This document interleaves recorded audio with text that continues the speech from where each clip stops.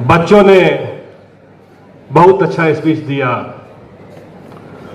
और एक ऐसा मुद्दा है जो सड़क से लेकर संसद तक हर जगह गुंजायमान है। आज जब भी नारी के बारे में हम विचार करते हैं तो ये विचार करना होता है कि स्पेस और टाइम कोऑर्डिनेट। स्पेस का मतलब कि दूसरे कंट्री में टू व्हाट एक्सटेंट महिलाएं इंपावर्ड हैं, और टाइम कि पहले कैसा रहा है। अगर इस चीज पर विचार करेंगे तो सबसे बड़ा चीज आएगा, ठीक है ये पितृसत्तात्मक समाज है, पुरुष भी दोषी हैं, लेकिन केवल ये कहने से नहीं होगा। महिलाओं को खुद अपने अधिकार के लिए आगे आना होगा। आप अगर सोसाइटी के बिगिनिंग में विचार करते हैं तो कभी वैदिक फेज था जहां महिलाओं को इक्वल राइट था, सारे लोग इक्वल फुटिंग पर थे। उस समय के जो भी पार्लियामेंट थे, सभा और समिति, उसमें महिलाओं का इक्वल पार्टिसिपेशन होता था। समय के साथ उसमें वो पिछड़ती चली गई।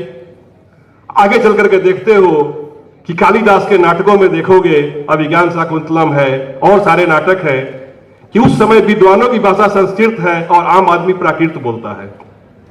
आप ये खुद देखोगे कि राजा उस समय उस नाटक में संस्कृत बोल रहा है और आम आदमी ही नहीं बल्कि रानी भी प्राकृत बोल रही है। शिक्षा में पिछड़ना एक बहुत बड़ा चीज हो जाता है। आगे चल करके देखोगे गिरावट और आ रही है, यहां तक कि आज से 1500 साल पहले नारी के सती होने की भी चर्चा मिलती है 510 में। और आगे देखते हो तो मेडिएवल फेज में इतनी बुरी स्थिति आ गई कि महिलाएं जौहर तक करने लगी। जब मॉडर्न सोसाइटी का दौर आया तो मॉडर्न सोसाइटी में कुछ इंपावरमेंट की बातें होने लगी, नारी का विकास होने लगा, पूरे वर्ल्ड लेवल पर हुआ। ऐसा अंग्रेजों ने किया, ऐसा यूरोपियन पावर ने किया। लेकिन आप देख रहे हो कि इंडिया में श्रीमती गांधी प्राइम मिनिस्टर हुई, भंडारनायके श्रीलंका में हुई, आप ये देखोगे बेनजीर भुट्टो पाकिस्तान में हुई, लेकिन क्या ये नारी का डेवलपमेंट है? जिस हद तक दिखाई दे रहा है वैसा नहीं है।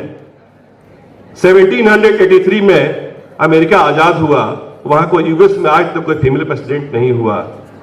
हैरिस इस बार वाइस प्रेसिडेंट हुई है। पिछली बार कैंडिडेचर मिला था मिसेज क्लिंटन को, क्योंकि इसलिए मिला कि वो क्लिंटन के फैमिली से हैं। आज इंडिया में सोनिया गांधी पार्टी प्रेसिडेंट है या इंदिरा गांधी पीएम हुई तो ये नारी का डेवलपमेंट नहीं है बल्कि नेहरू फैमिली का डेवलपमेंट है। पाकिस्तान में वो भुट्टो फैमिली का डेवलपमेंट है, श्रीलंका में भंडारनायके फैमिली का डेवलपमेंट है, आज बांग्लादेश में शेख हसीना, वहां मुजीबुर रहमान थे, उनके फैमिली का डेवलपमेंट है। अगर आप अपने बगल के राज्य में जाते हैं तो कोई महिला अगर वहां चीफ मिनिस्टर होती है तो वो एक रॉयल फैमिली का डेवलपमेंट है। आपके यहां कभी कोई सांसद कोई महिला हुई होगी तो हो सकता है कि वो किसी मुख्यमंत्री के परिवार से होगी। तो इसका एक्चुअल एनालिसिस करना जरूरी है। आज वर्ल्ड में 866 लोगों को नोबेल प्राइज मिल चुका, जिसमें महिलाओं की संख्या 53 है। आप देख रहे हो कि जहां पीस में 107 महिलाओं को प्राइज मिले हुए, पीस में 107 लोगों को नोबेल प्राइज मिले हुए हैं, वहां महिलाओं की संख्या मात्र 17 है। इकोनॉमिक फील्ड में मात्र 2 महिलाओं को मिला है। बहुत समय हुए जब गिने चुने महिलाओं का नाम आता है, मैडम क्यूरी फर्स्ट थी जिनको प्राइज मिला था। इस ढंग से, बल्कि नॉर्दर्न इंडिया का खास करके अपने यहां तो स्थिति और खराब है।